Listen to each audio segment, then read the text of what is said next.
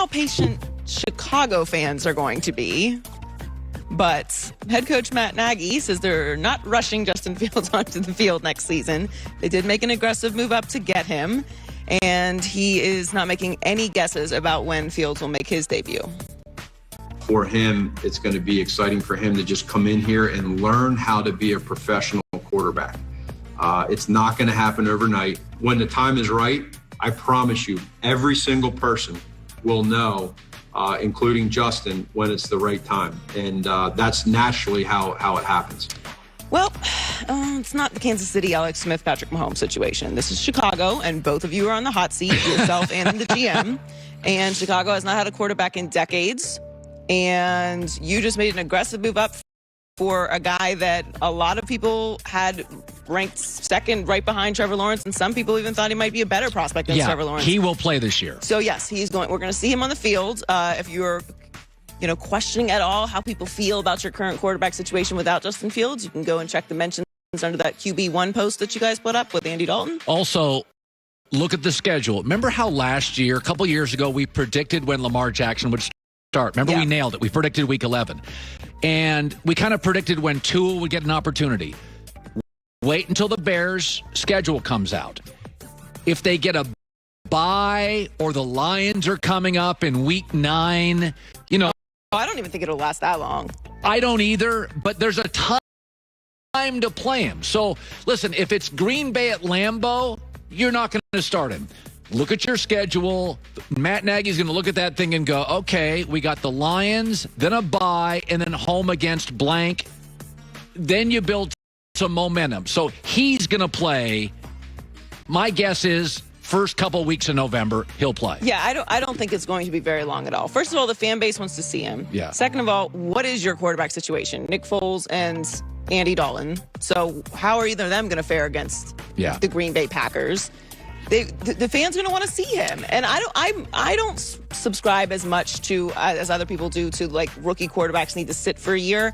I think if you have a very stable organization, if you have a situation where the coach has no heat on them, the GM has no heat on them, which is not the situation in Chicago. You guys are coming off a great season. That's everything that was going on with Patrick Mahomes and the Chiefs. Like, they drafted their quarterback of the future. They had a very stable situation. Alex Smith, great pro, was playing in the playoffs. This is not the same situation. So I don't think that it's always the best thing for a quarterback to sit as a rookie. Like, there is some value in learning what not to do when you lose, how to recover from getting blown out. Like, I didn't think that was a good situation for Tua last year. If he was healthy, I think he should have been out there. Yeah. You also have more to evaluate when you let a rookie quarterback start. This is a different situation, obviously, because they're in the hot seat, so they may try and win a few games, to your point, before they put him out there, but let them get blown out once or twice, and there's not going to be any patience from the fan base anymore. Right. So the Broncos, who I thought sure were taking Justin Fields. It was starting Thursday, a magical weekend. We all knew it was going to be Trevor Lawrence and Zach Wilson, and then nobody knew what was going to happen. Number 3, Niners go Trey Lance. Albert Breer, brought to you by Mercedes-Benz, the best or nothing MMQB. Okay, so, there's a lot of different stories out there. I don't think it was a smokescreen. My takeaway was Kyle Shanahan wanted Mac and got voted out. That was always kind of my feeling, but, who knows? What do you believe happened, the shift from Mac to Trey Lance? Well, I just think the gap closed on where Mac's biggest advantage was, which was the part of the game that happens above the neck. Really, like, if you talk to enough teams about this, what they'll tell you is he was so advanced. He operated so fast. And I'm not talking about foot speed, just the way he processed the game was so fast that you could see him overcoming his physical limitations. And, the Niners are pitting him against another guy and 2 other guys, really, that didn't have those physical limitations. And I think the Niners learned about Trey Lance what a lot of other teams learned about Trey Lance. His football IQ is off the charts. His character's really good. He just needs to play more. That's really it, and he only played 17 games at the collegiate level. There are issues there with the fact that you didn't see him playing from behind very much at North Dakota State. I think you'd argue the gap between North Dakota State and their competition is larger than the gap between Alabama and their competition. And so there were a lot of critical situations that you didn't see Trey Lance in. So he is a little bit more of a pure projection. But I think the difference for the Niners was the one area where Mac Jones held a lead over the other two guys.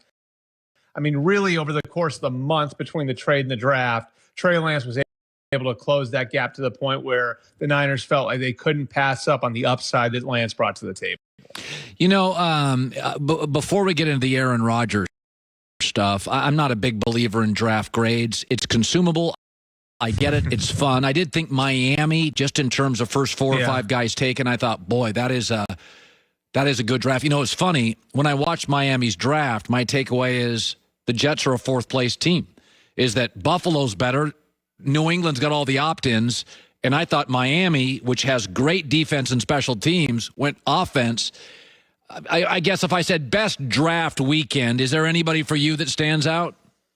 You know, it's funny you mention the Jets. I think the Jets did really well. And let's move the quarterback aside because it's unpredictable what will happen with the quarterbacks. But I really think if you look here, Colin, there's almost like a self-awareness here of how they screwed Sam Darnold. You know what I mean? Like over the last 3 years, a big reason why Sam Darnold didn't reach his potential was because of what was around him. And I don't know if Sam Darnold's ever going to make it as a franchise quarterback, but you know, I think there's still a lot of unknown there because the situation around him was so broken. So what does Joe Douglas do? He hires, you know, a head coach who's going to put in the most quarterback-friendly system in football. And if you look at their first 4 picks, okay, go right on down the line, high-character guys. Beyond the quarterback, you've got an offensive guard in Oliver Tucker that's going to play next to Mekhi Becton. So now you've got 2 foundation pieces on the offensive line. You give him a slot receiver in Elijah Moore, who's going to create easy completions. And then you give him a back in Michael Carter, who can catch the ball out of the backfield. And so, you know, I think it's hard to grade things a couple of days after the draft. But I think just looking as far as value goes, you look at where they got Vera Tucker. I thought that was a good spot to get him. A lot of teams viewed Elijah Moore as a first-round pick. They got him at the top of the second round. And I don't think very many people at all expected Michael Carter to be there in the 4th round. They got him. And what I really like about it, again, is there's an acknowledgement that they need to do more around the young quarterback to really figure out who that young quarterback is. And so I think now they're giving Zach Wilson a much, much better chance to succeed in New York than they ever gave Sam Darnold. All right, you talked to Brian Gutekunst yesterday, the GM of the Packers. I had said earlier in the show today, listen, if Jordan Love can play, this would make this all much easier to digest. But again, we've had more UFO sightings than Jordan Love sightings in the last couple of weeks because COVID, no media's around practice, so I have no idea. So take us to your conversation as much as you can tell us about the GM of the Packers yesterday. Yeah, I mean, he's got his feet planted in the ground on this one. And I think it's an important detail to remember. He was with the organization in 2008 when all this was going on with Brett Favre. And so, you know, I brought up to him the parallels there. I mean, Favre was mad, if you remember at the time, Colin, because they hadn't been aggressive enough around him. And really the flashpoint was not getting Randy Moss the year that Randy Moss went to New England. Then you look at the general manager, the relationship between the general manager and the quarterback. There was a coaching change involved. It was to Mike McCarthy with Favre. It was to Matt LaFleur with Rodgers. So there are a lot of parallels there. But when I asked Gutekunst about that and how his experience there might serve him now, basically said that it was different because the organization in 2008 made a decision they were going with Aaron Rodgers. And he told me point blank, we're not making that sort of decision right now, and we won't be making that sort of decision for the foreseeable future. And if you read between the lines, Colin, I think you hit the nail on the head there. And this isn't coming from Gutekunst. This is coming from other people who I think would know. I don't think they think Jordan Love's ready. And I think they feel like they've got a championship team right now, a team that obviously has been in the championship round the last 2 years. And I don't think they think it would serve that team particularly well to put Jordan Love on the field right now. And so I think as much as anything else, this is, again, the belief that they really do think that Aaron